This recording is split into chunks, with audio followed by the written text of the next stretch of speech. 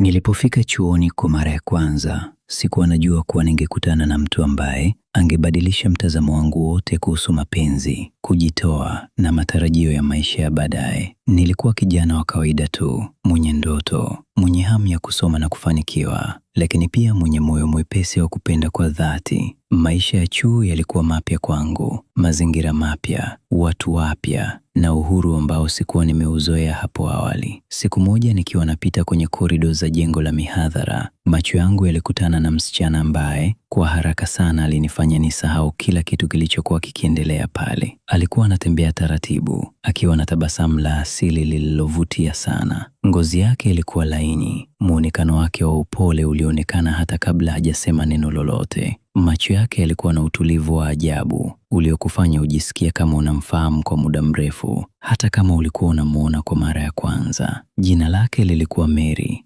Kutoka siku ile, Mary alianza kuwa sehemu ya mawazo yangu kila siku. Urafiki wetu ulianza kwa mazungumzo ya kawaida ya kielimu, lakini kadri siku zilivyopita, tulijikuta tukiongea mambo mengi zaidi ya masomo. Tulianza kushirikishana ndoto zetu, hofu zetu na mipango yetu ya maisha. Nilivutiwa na namna alivyokuwa mpole, mnyenyekevu na mwenye heshima. Alikuwa na tabia ya kusikiliza kwa makini na kujibu kwa busara. Hiyo ilinifanya nijione niko salama kuwa karibu naye. Mapenzi yetu yalikuwa taratibu, bila hata sisi kugundua ni lini hasa tulivuka mstari wa urafiki na kuingia kwenye uhusiano wa kimapenzi. Kila mtu darasani alianza kutambua ukaribu wetu. Tulikuwa tukionekana pamoja mara nyingi, tukisoma pamoja, tukila pamoja, na wakati mwingine tukitumia muda mwingi kuzungumza kuhusu maisha yetu ya baadaye kuliko hata masomo ya darasani. Mary hakupata mkopo wa masomo, jambo ambalo lilimweka kwenye hali ngumu sana. Alikuwa na msongo wa mawazo kuhusu namna angeweza kumudu gharama za chuo na maisha kwa ujumla.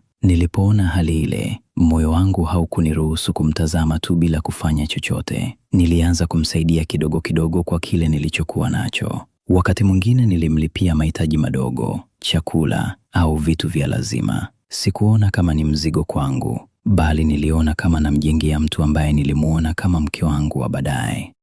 Kulikuwa na nyakati nilikosa vipindi darasani makusudi ili tu nipate muda wa kuwa naye. Kwangu, uwepo wake ulikuwa muhimu kuliko chochote. Nilijisikia mwenye furaha sana nikiwa karibu naye, kiasi kwamba nilianza kupuuza mambo mengine muhimu ya maisha ya chuo. Miaka ilipita haraka sana. Tulimaliza masomo yetu tukiwa bado na mapenzi yale yale tuliyoanza nayo. Tuliahidiana kuwa hata tukirudi mtaani, mawasiliano yetu yangeendelea kuwa imara. Niliondoka chuoni nikiwa na matumaini makubwa kuwa maisha yetu ya baadaye yangekuwa pamoja kama tulivyopanga. Lakini baada ya kurudi nyumbani, mambo yalianza kubadilika taratibu. Mawasiliano yakaanza kupungua, simu hazikujibiwa kwa wakati, ujumbe ulijibiwa baada ya muda mrefu. Nilihisi mabadiliko, lakini nilijaribu kujipa matumaini kuwa labda ni changamoto za maisha ya baada ya chuo.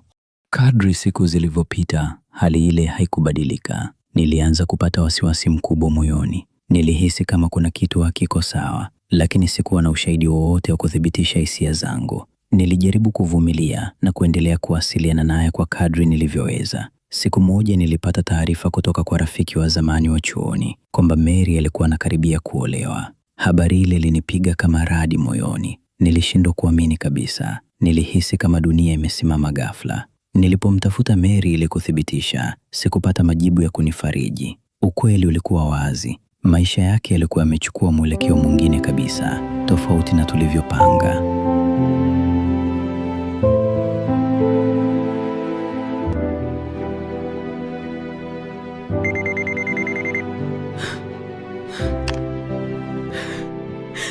Maumivu niliyoyasikia siku ile hayawezi kuelezwa kwa maneno rahisi.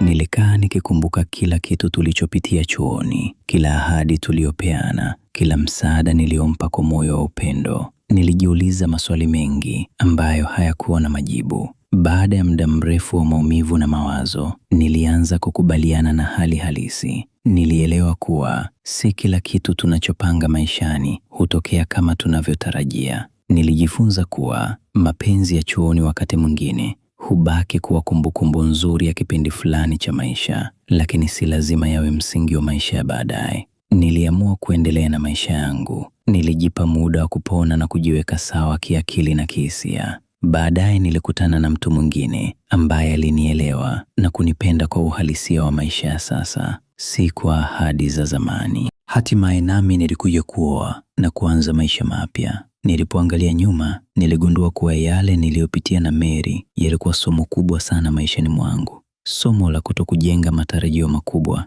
juu ya ahadi pekee, bali kuangalia uhalisia wa matendo na mabadiliko ya maisha. Leo ninapokumbuka hadithi ile, sikumbuki kwa maumivu tena, bali naiona kama sehemu ya safari yangu ya kujifunza na kukua. Nilijifunza kuwa wakati mwingine watu huja katika maisha yetu kwa ajili ya kutufundisha kitu fulani, kisha huondoka. Somo kubwa nililobaki nalo ni kwamba usijenge maisha yako ya baadaye juu ya maneno matupu ya ahadi, bali jenga juu ya uhalisia, matendo na mwelekeo wa maisha. Mapenzi ni mazuri, lakini lazima yaambatane na ukweli wa maisha.